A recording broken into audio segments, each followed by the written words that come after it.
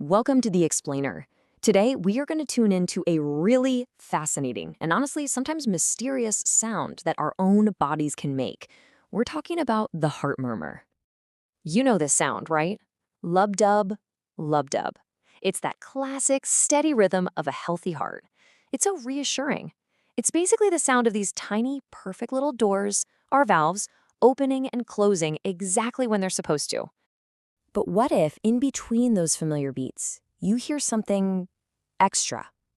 A little whoosh, maybe a swish, almost like a whisper. So, what exactly is that extra sound? Well, that's what doctors call a heart murmur. Okay, so here's the thing. Unlike that main lub-dub, which is all about the valves closing, a murmur isn't thought at all. It's actually the sound of the blood itself as it's moving through the heart, but in a way that's, not perfectly smooth. I love this analogy. Think about a river, right? When it's flowing smoothly, it's pretty quiet. That's like normal blood flow. But what happens when that river hits a bunch of rocks? It gets choppy, noisy, turbulent. That noise, that's your heart murmur. Okay, so that's the big question, isn't it? What's making the blood flow go from that nice, smooth river to a rocky, noisy one? What's actually causing that turbulence? So here's the core of it.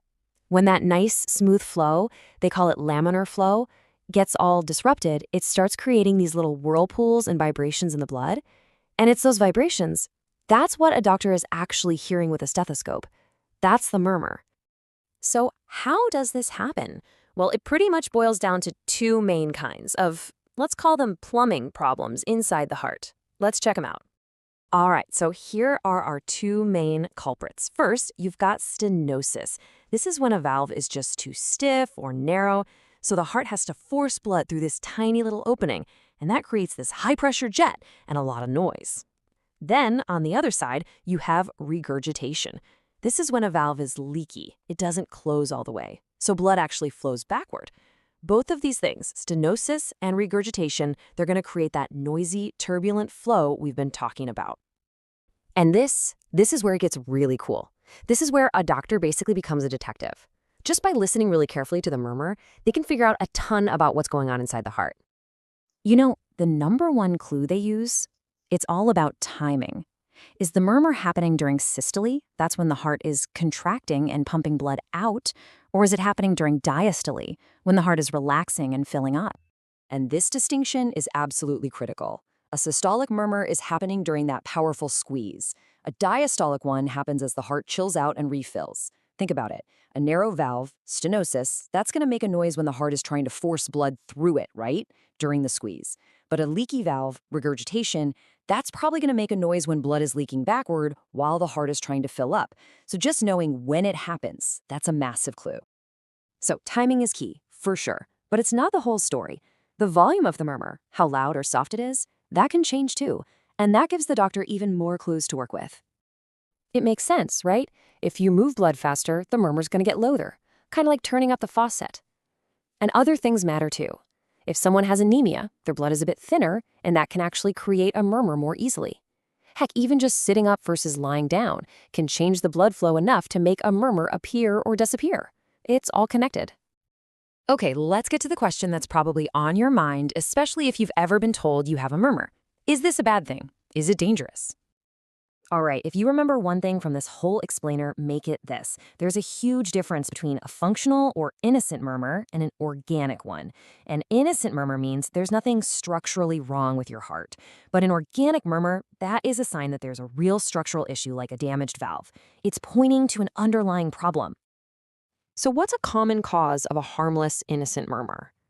Just working out. Think about it. When you exercise, your heart is pumping blood way faster, way harder.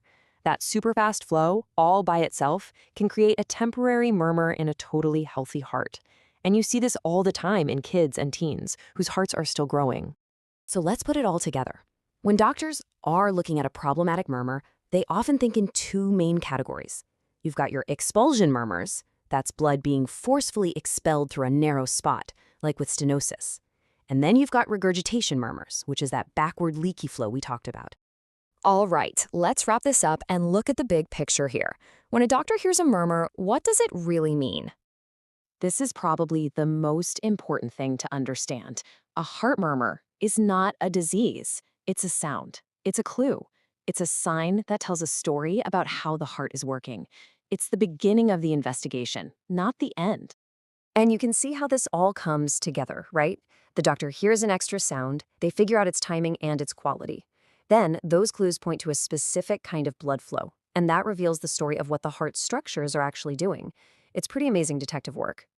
So, when you get right down to it, a murmur is just the sound of blood navigating the unique pathways inside your heart. It's the soundtrack to that journey. So, what story is your heart telling? The next time you think about it, don't just picture a pump. It's way more like a complex symphony of flow and pressure. And a murmur? Well, that's just a moment when that symphony plays an unexpected note.